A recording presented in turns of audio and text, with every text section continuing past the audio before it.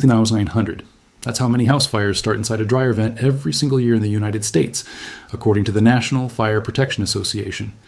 And the tool that prevents them costs $500. The person who shows up to use it charges $150 and spends 30 minutes on the job. Most homeowners have never had it done. Most neighborhoods don't have a single person offering the service. That gap between a real problem and the total absence of anyone solving it is where the businesses on this list live. After reviewing hundreds of business models and cross-referencing them with competition data, market reports, and real operator numbers, I found 12 businesses where qualified providers are so scarce that customers are waiting weeks, sometimes months, to get someone on the phone. These aren't exotic ideas. They're not apps. They're not dropshipping stores. They're services rooted in physical problems that people need solved yesterday. And the last one on this list builds so much recurring revenue with so little competition that operators who find it almost never talk about it publicly. My name is John. Let's get into it. Business 12, dryer vent cleaning. Here's a stat that should bother you. The U.S. Consumer Product Safety Commission estimates that clogged dryer vents cause approximately $200 million in property damage every year. Insurance companies know this, and they're increasingly requiring annual vent cleaning as a condition of coverage. Yet the dryer vent cleaning market is estimated at only $300 million to $500 million annually. That means demand is growing faster than the supply of people offering the service. A standard residential dryer vent cleaning charges $100 to $200 per service call. The job takes 30 to 60 minutes. Your equipment is a rotary brush system, a blower, and maybe an inspection camera. Total startup cost is $1,000 to $5,000. The profit margin runs 80% to 90% because your ongoing costs are brush replacements and gas. Let's do the math. 6 jobs per day at $150 each is $900 a day. That's $18,000 a month working 20 days. An operator on a sweaty startup forum posted that he hit $10,000 per month in 4 months by doing nothing more than listing himself on Nextdoor and setting up a Google business profile. No ads, no website, just a listing and a phone that he actually answered. Here's what nobody tells you about this business. Your best sales tool isn't marketing, it's a photograph. When you pull a 4-foot block of compressed lint out of someone's vent and show it to them, they tell every neighbor on the street. One operator shared a photo of a vent that was 96% blocked. It went locally viral, and he booked 40 appointments that week. The competition is almost non-existent because most people don't even know this service exists. You're not competing with other businesses. You're competing with ignorance. And ignorance is a competitor that shrinks every single year as insurance companies and fire departments push awareness. You're walking into a market that's being built for you in real time. Business 11, concrete lifting and leveling. Drive through any suburban neighborhood and look down. You'll see sunken driveways, cracked sidewalks, tilted patios, and garage floors with a visible slope. The traditional fix is demolition and full replacement, which costs $5,000 to $12,000. But there's a technology called polyurethane foam jacking that lifts sunken concrete back to level by injecting expanding foam through dime-sized holes. The fix takes 2 to 3 hours. It costs the customer $1,000 to $3,500, and it lasts just as long as replacement. The U.S. concrete leveling market is valued at approximately $1.5 billion, according to Technavio, growing at a compound annual growth rate of 5.2%. A 2-person crew can complete 2 to 4 residential jobs per day. Your material cost per job runs $200 to $500 in foam. Your equipment, the foam injection rig, runs $10,000 to $30,000 up front. But the revenue math is compelling. 3 jobs per day at $2,000 each is $6,000 a day. That's $120,000 a month for a 2-person operation working 20 days. Even at half capacity, you're generating $60,000 monthly. An operator on a small business forum posted that he grossed $320,000 in his second year with 1 helper. His marketing strategy was walking up to houses with visibly sinking driveways and offering a free assessment. Here's the pattern. When you do 1 driveway on a street, the neighbors see the improvement and call. A single job generates 2 to 3 referrals from the same block. The competition is thin because most concrete contractors still focus on demolition and replacement. They don't own the foam equipment and they don't want to learn a new process. That reluctance is your advantage. Business 10, epoxy floor coating. Open Instagram and search garage floors. What you'll see is a wave of metallic, flaked, and solid color epoxy coatings that transform a gray concrete slab into something that looks like a showroom. The U.S. epoxy flooring market is valued at approximately $2.3 billion, according to Grand View Research, projected to reach $3.8 billion by 2030. A standard 2-car garage floor coating charges the customer $2,000 to $5,000. Your material cost per job, epoxy, primer, top coat, and decorative flakes, runs $400 to $800. The profit margin sits between 50% and 70% depending on job size. A crew of 2 can complete 1 to 2 garage floors per day. Commercial jobs, warehouse floors, restaurant kitchens, auto dealership showrooms charge $3 to $12 per square foot and can run $10,000 to $50,000 per project. An operator on a sweaty startup forum reported reaching $18,000 per month in revenue within 8 months in a mid-sized city. He noted that garage floor coatings are what he called impulse buys. A homeowner sees their neighbor's finished floor, walks over, asks who did it, and calls the same day. Here's what makes the competition so thin. A bad epoxy job is a disaster. It peels, bubbles, yellows, or delaminates within months. The application requires proper concrete moisture testing, surface preparation, correct mixing ratios, and temperature and humidity control.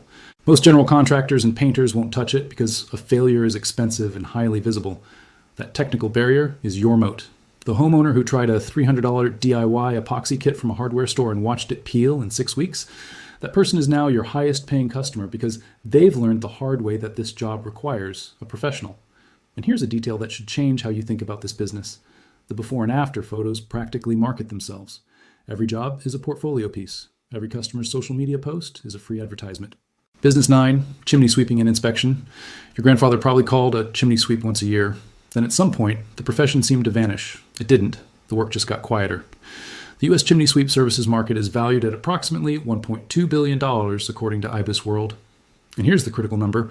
The Chimney Safety Institute of America reports that there are roughly 12,000 certified chimney sweeps in the United States, serving over 20 million homes with fireplaces, wood stoves, or similar heating appliances. That's one sweep for every 1,667 homes. A standard chimney inspection charges $150 to $350. A full sweep runs $200 to $400. During peak season, fall and early winter, a busy sweep can complete 4 to 6 jobs per day. That's $800 to $2,400 daily. Annual revenue for established operators ranges from $75,000 to over $200,000. The profit margin runs 50% to 75% because your costs after equipment are essentially fuel and certification renewal. Startup cost is $2,000 to $15,000, including CSIA certification, inspection tools, and brushes. Here's the part that makes the competition number even more stark. The average chimney sweep in America is over 50 years old. They're retiring. And nobody is replacing them because the trade isn't taught in vocational programs and the idea of sweeping chimneys feels like something from a Dickens novel. But the demand is written into law. In states like Massachusetts, Connecticut, and New Jersey, chimney inspections are legally mandatory before any property transfer. Every home sale with a fireplace requires one. Real estate agents need reliable sweeps and struggle to find them. One operator on a sweaty startup community shared that he started with $5,000 and within 18 months was grossing $12,000 per month as a solo operator. He said real estate agents alone generated 30% of his business. That's a referral engine you don't have to build. It already exists. You just have to show up certified. Business 8, irrigation system installation and repair. Approximately 30% of U.S. homes with lawns have in-ground sprinkler systems. Those systems break. Heads crack, valves fail, wires corrode, controllers die.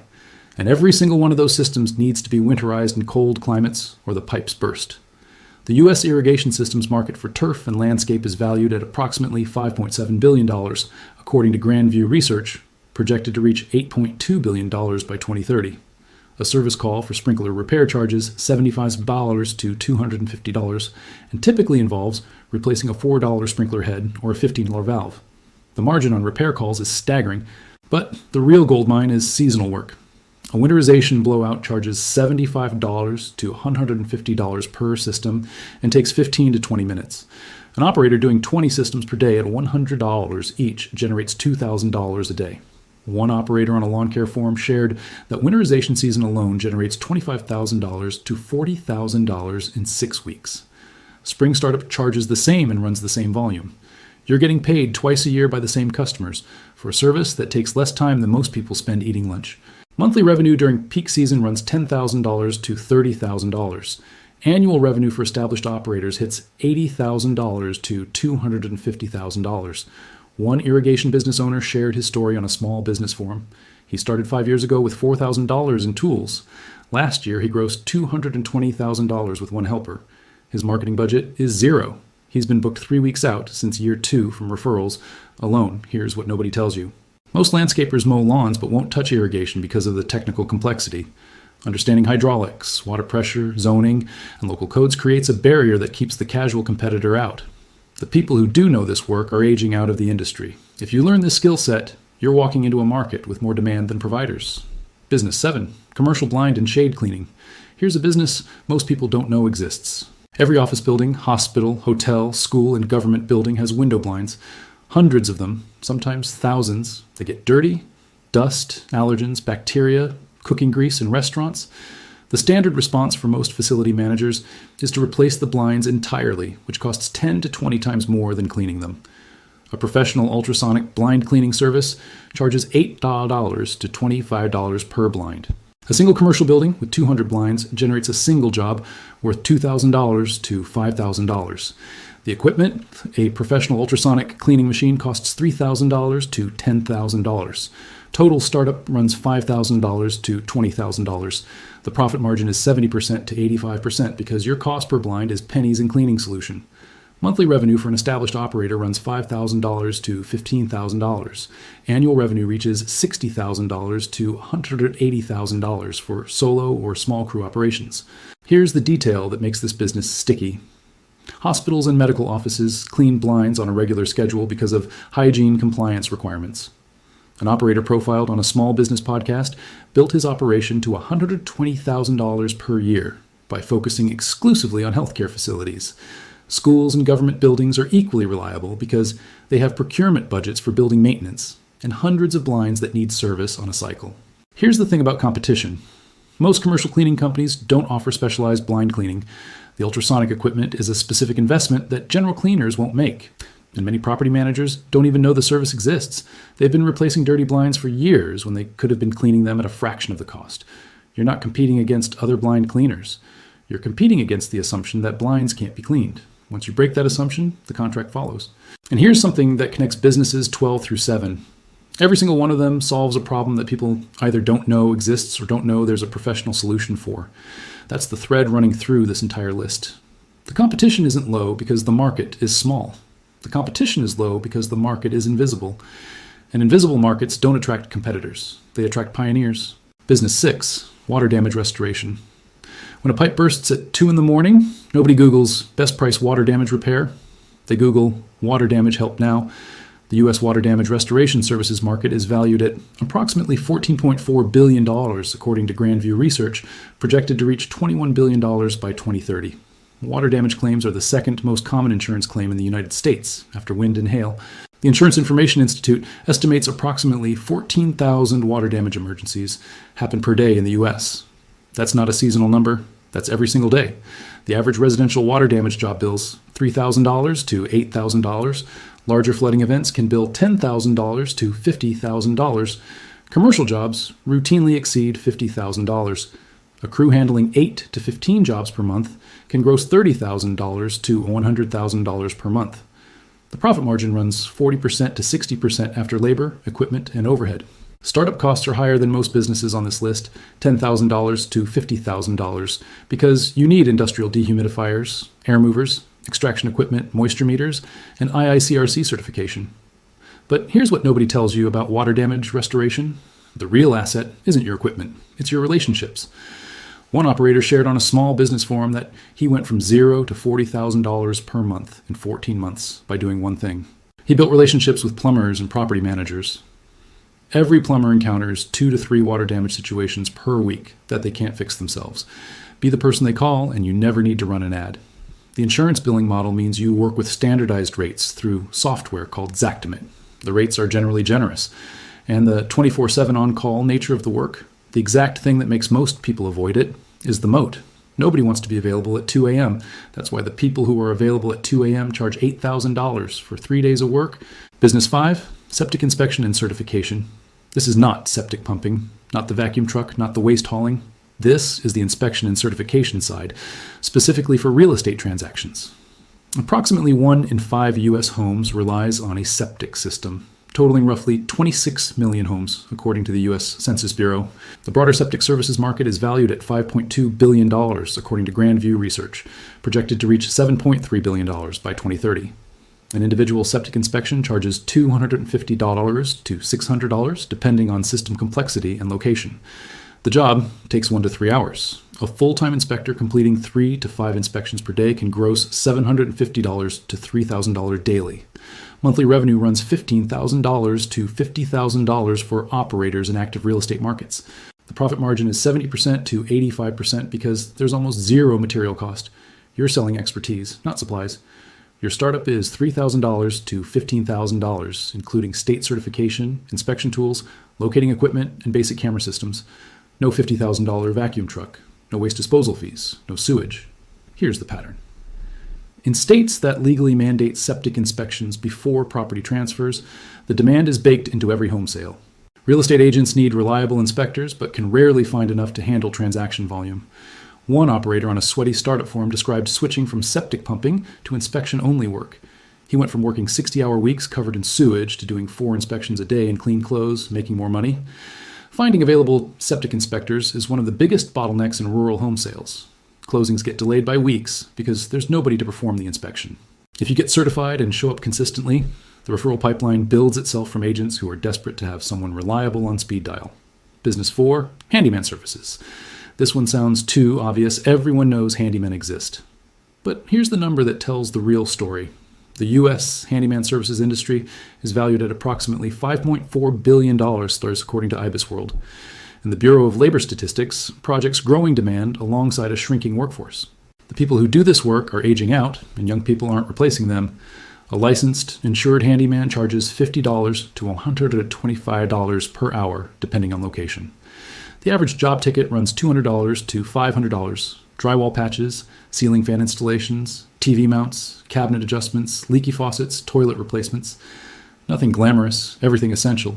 A busy handyman completing 3 to 4 jobs per day can earn $600 to $2,000 daily. Annual revenue for established solo operators reaches $75,000 to $200,000. The profit margin runs 60% to 80%. Because your overhead is fuel, materials that you mark up 10% to 20%, and tool replacement. No storefront. No employees needed initially. Here's the uncomfortable truth behind this business. There are plenty of unlicensed, unreliable handymen out there. People who show up late, give vague quotes, and disappear mid-project. A licensed, insured professional who answers the phone, arrives on time, and finishes the work properly has almost zero quality competition. One operator on a sweaty startup forum shared that he makes $150,000 per year doing boring stuff. Drywall, cabinet installs, ceiling fans. His number one source of business is 200 plus 5-star Google reviews, and he turns away work daily. Think about that. He's rejecting customers because there aren't enough hours. That's not a saturated market. That's a desert with a single oasis.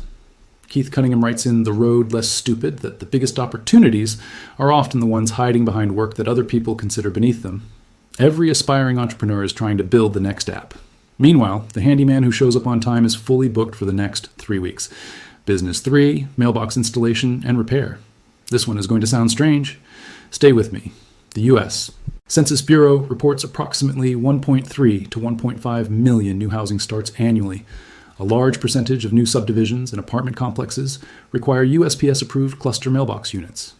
These are the large, multi-compartment metal units you see at the entrance to planned communities. A single cluster box unit installation charges $2,000 to $8,000, including the concrete pad, unit setup, and labeling.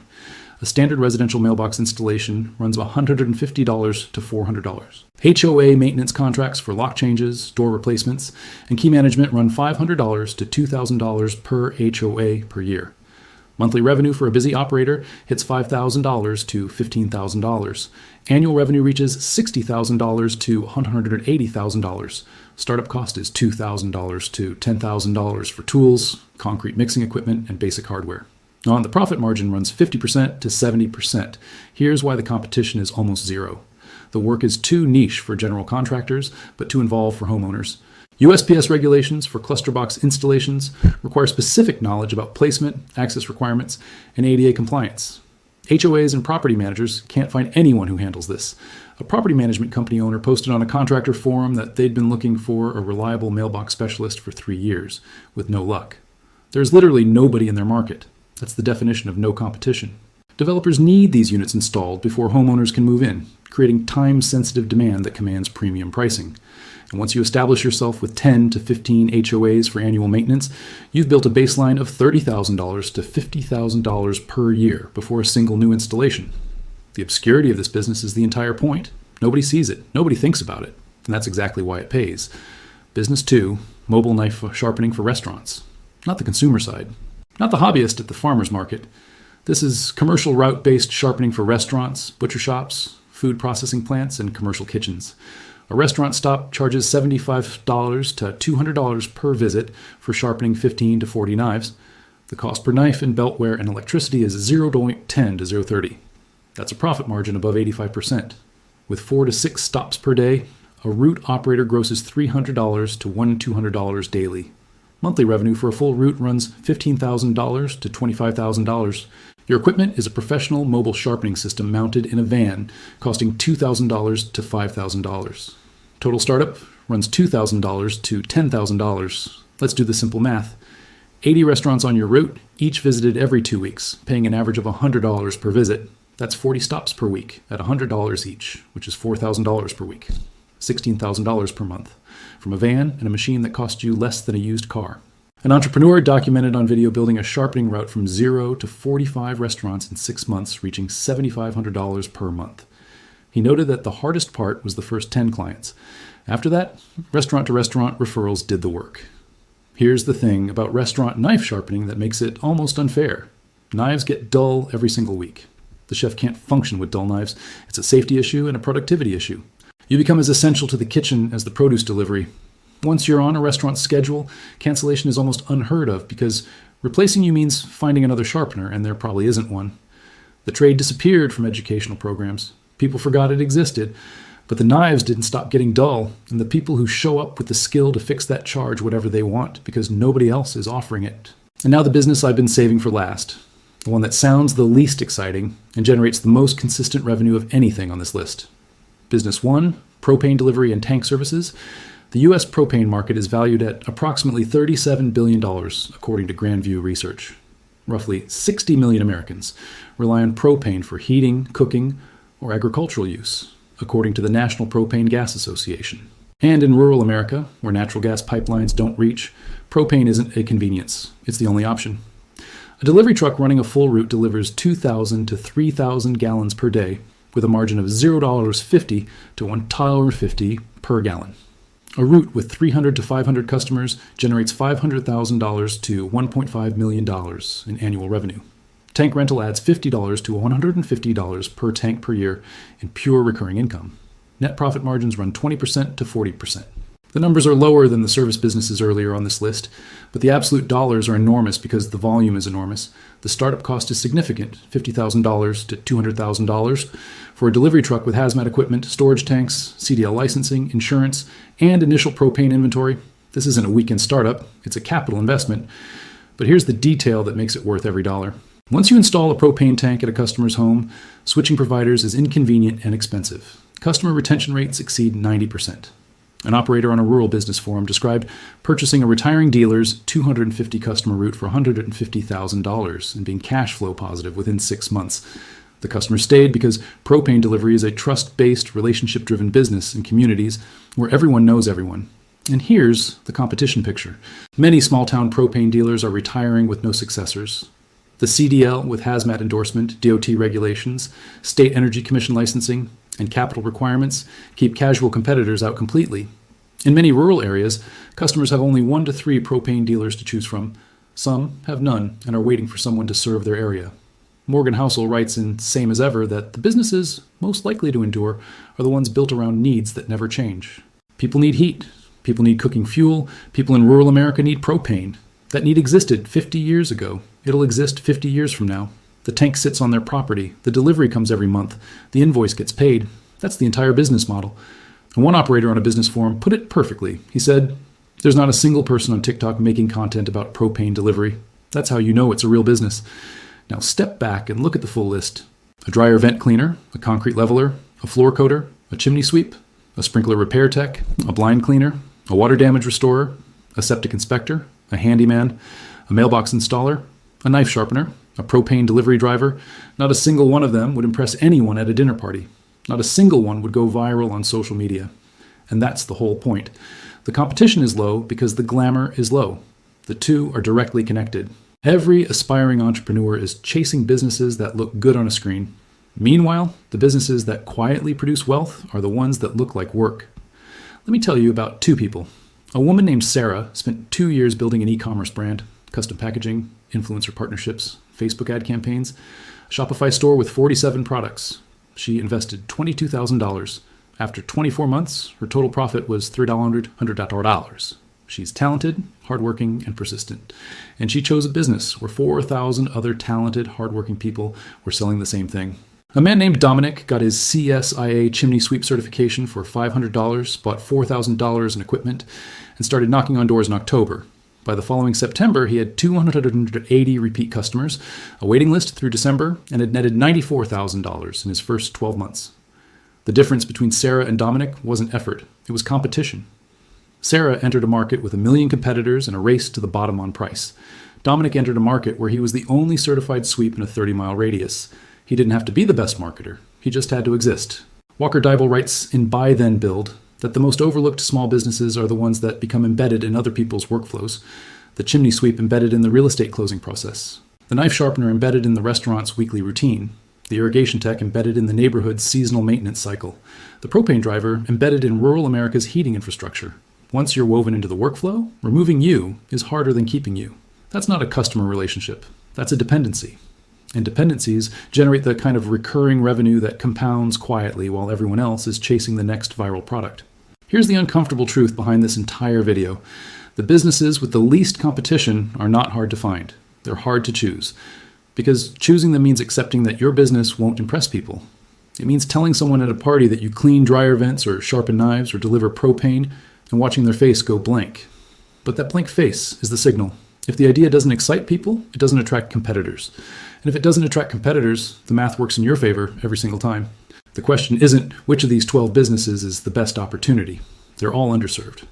The question is, which one can you start with the skills, the tools, and the capital you have right now? Not next year, not after one more course, right now. Because the window on low competition doesn't stay open forever. Every year, a few more people discover these markets. The ones who move first build the roots, lock in the contracts, and become the name that every real estate agent, property manager, and restaurant owner has on speed dial. The ones who wait end up competing with the people who didn't. If this video changed how you think about competition, hit that like button. It costs you nothing, and it tells the algorithm to show this to more people who need to hear it. Subscribe if you want more videos about real businesses that real people are quietly building. Tell me in the comments which of these 12 surprised you the most, or which one you're going to look into first. I read every comment. I'm John, and I'll see you in the next one.